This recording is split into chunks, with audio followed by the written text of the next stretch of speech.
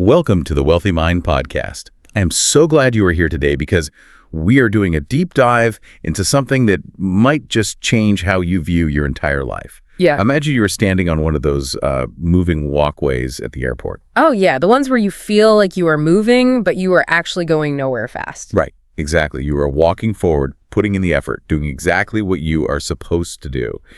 But the walkway itself is just moving at this agonizingly slow pace. And everyone around you, your teachers, financial advisors, your parents, they're all standing there too. Just telling you to keep walking and you'll reach your destination in, 40 years? Yeah, 40 years. Meanwhile, right next to you, there is this high-speed bullet train blurring past. But no one points it out. They tell you it is too risky, or it is just for the lucky few. It is the ultimate illusion of motion, right? You feel like you are making progress because you are exerting energy. But the mathematical reality of your vehicle is just fundamentally limited. Exactly. And today, we are completely deconstructing that illusion. We are looking at the brutal math behind rapid wealth creation, and we're going to figure out if the traditional financial advice we have all been sold is actually a trap. We are stacking up some heavy hitters today, starting with MJ DeMarco's book, The Millionaire Fastlane. Which is just a brilliant, totally aggressive teardown of conventional finance. It really is.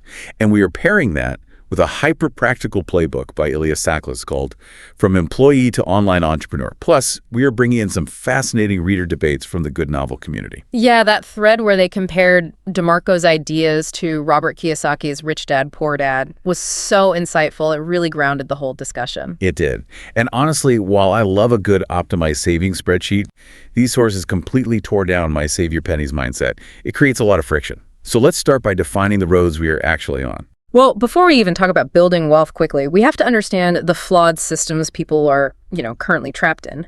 DeMarco breaks it down into these baseline financial roadmaps: the sidewalk and the slow lane. Right. So the sidewalk is essentially financial disaster. Yeah.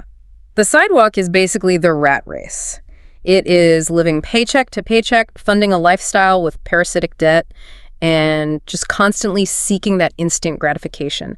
The whole strategy relies on hope. Like hoping for a lottery win or a random promotion, which we know leads straight off a cliff. Mm-hmm. But the slow lane is the one that really gets people riled up. Because it is the culturally accepted path. You get a degree, you save maybe 10 or 20% of your paycheck in index funds, clip coupons, and you just wait until you are 65 to retire. But wait, isn't the slow lane just common sense financial responsibility? I mean, most people would consider that a massive win. It is like taking a public bus. Yeah. You're being responsible. It is economical. But you have absolutely no control over the driver or the route. Exactly. You are completely at the mercy of traffic.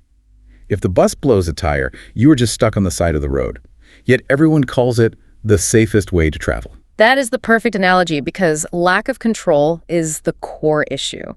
DeMarco vehemently attacks the slow lane because it relies on what he calls uncontrollable limited leverage, or ULL. Uncontrollable limited leverage. Okay, break that down for me. It means you are trading your most valuable finite asset, your time, for money. You physically cannot work more than 24 hours a day. And even worse, your wealth creation is tethered to macroeconomic factors you just can't control. Right, things like corporate layoffs, market crashes, or inflation. Exactly. Those things can wipe out a decade of disciplined, slow-lane progress overnight. And it exposes the myth we are taught about compound interest. What do you mean everyone champions compound interest? They do, but the mathematical truth from the text is that compound interest is a tool that preserves wealth. It rarely creates it quickly. Relying on an 8% annual return to make you wealthy takes 40 years. Wow. It forces you to trade the vitality of your youth for the promise of security in your old age. That is a heavy realization. It is. And if the slow lane's math is broken because of that lack of control, the obvious next step is figuring out how to take the wheel. But that requires a massive psychological rewiring. Right. You have to completely change how you interact with the marketplace. Exactly. You have to switch teams from being a consumer to becoming a producer. Almost everyone is conditioned to operate entirely as a consumer. Which is so true. We just seek out what to buy, what entertainment to stream, what new gadget to get. But to find the fast lane, you have to flip that. Instead of digging for gold, you need to be the one selling the shovels. Instead of borrowing money, you have to be the one lending it. So instead of just buying products off a late-night TV ad, you are the one selling them. But how does someone practically flip that switch tomorrow morning? The text gives great actionable advice for this. The next time you see a targeted ad on social media, you have to consciously stop yourself from reacting as a consumer. Like, stop looking at the shiny product itself. Right. Look at the mechanism. Ask yourself, how is this company acquiring me as a customer? What is their revenue model? Are they actually profitable? I love that concept. Well, It is like watching a movie as a film director rather than just an audience member. oh, that is a fantastic way to put it. Yeah, because when you are just the audience, you are meant to be swept up in the emotion. You are being manipulated by the magic trick. But as a director, the illusion vanishes. You start noticing the harsh lighting choices, the camera angles, the pacing of the script. And developing that analytical awareness is the entry fee for the fast lane. Once you view the world as a producer, you realize the slow lane equation of trading time for money has to be abandoned entirely. Because the fast lane operates on a totally different math, right? Exactly. Wealth equals net profit plus asset value. This is where controllable unlimited leverage comes in, CUL instead of UL. And this operates on what DeMarco calls the law of affection.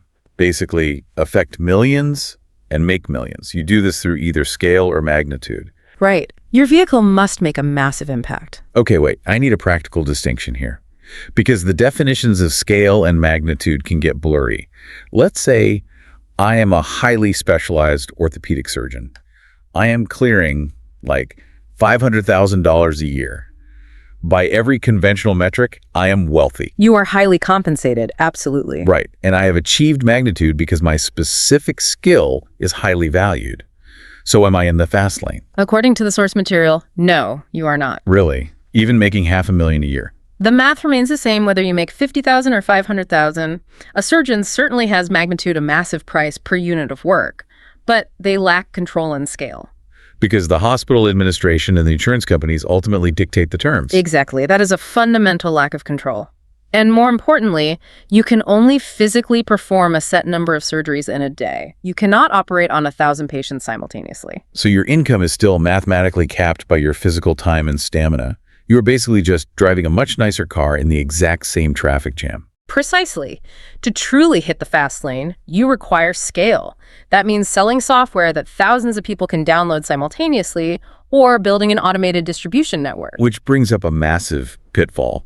A lot of people realize they need scale, so they start a side hustle, but they just end up building themselves a second, even more exhausting job. That happens all the time, and that is why DeMarco provides a very specific, ruthless filter for business ideas called the CENTS framework, CENTS. Let's walk through that because it is so critical. What is the C? The C stands for control. You must own the system entirely. If you are, say, a representative for an MLM company or a YouTuber, you are what he calls a hitchhiker. Wait, a hitchhiker, but isn't leveraging a massive platform like YouTube exactly how you achieve scale?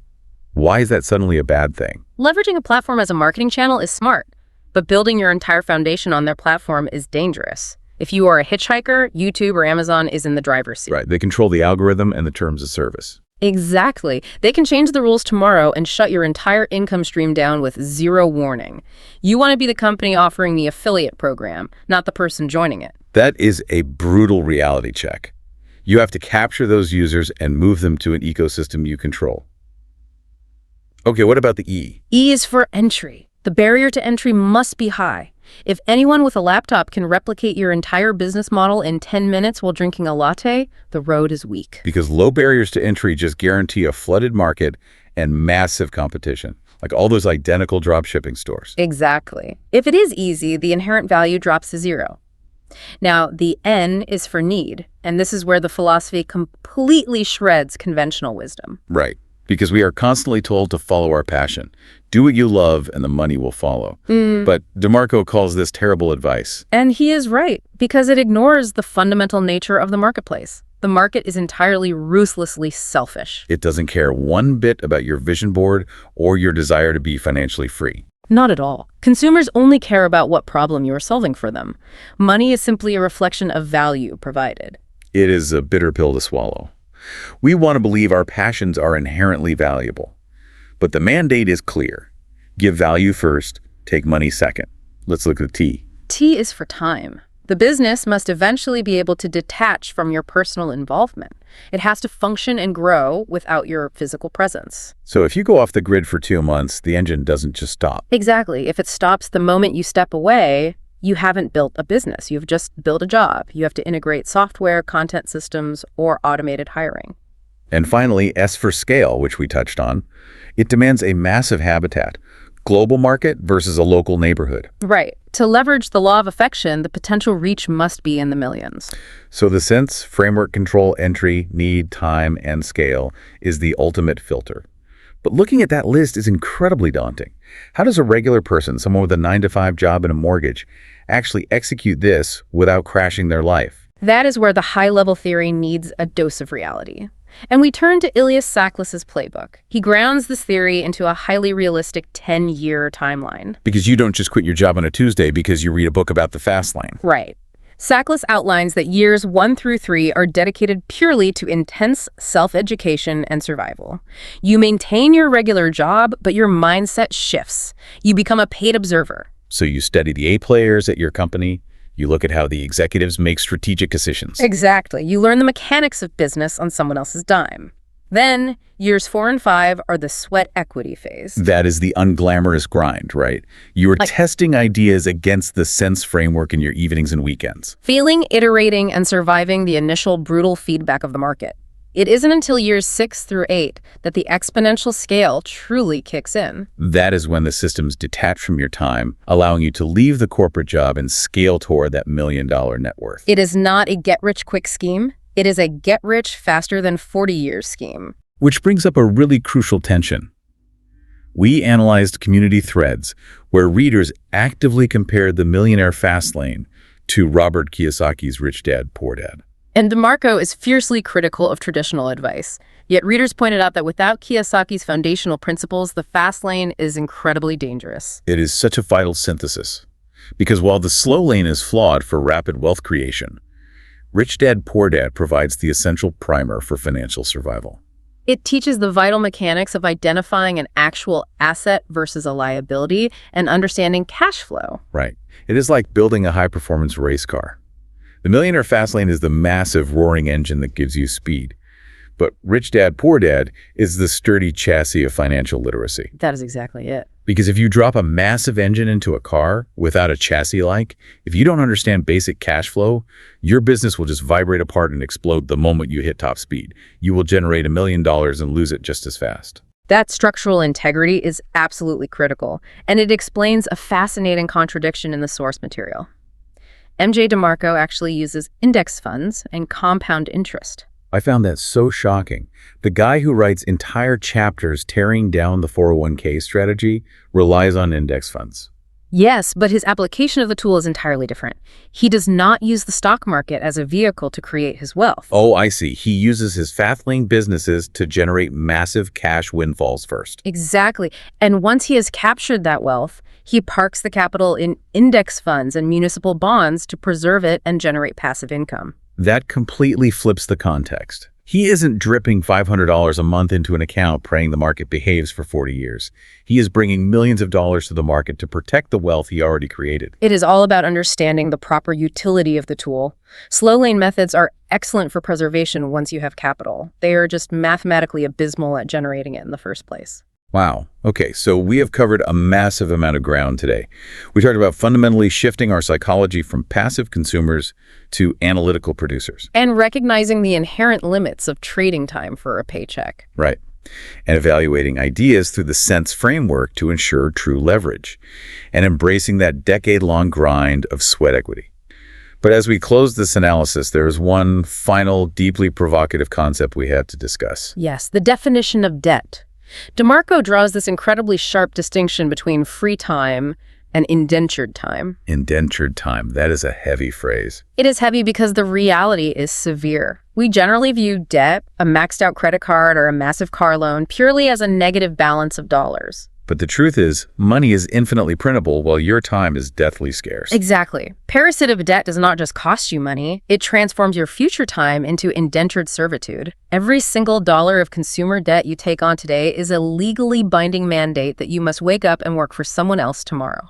You are literally selling off the remaining Mondays, Tuesdays, and Wednesdays of your finite life to pay for past consumption. The ultimate goal of building a Fastlane business is not merely to buy luxury items.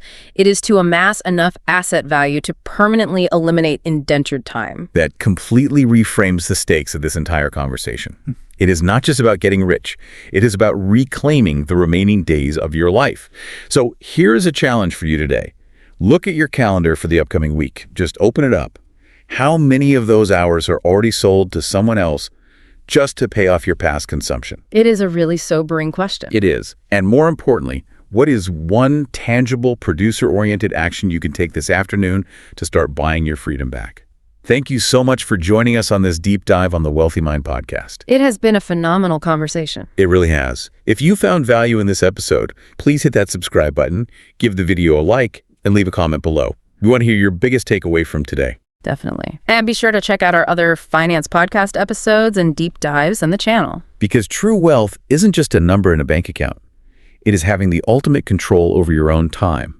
Keep analyzing the systems around you, stay ambitious, and we will see you in the next one.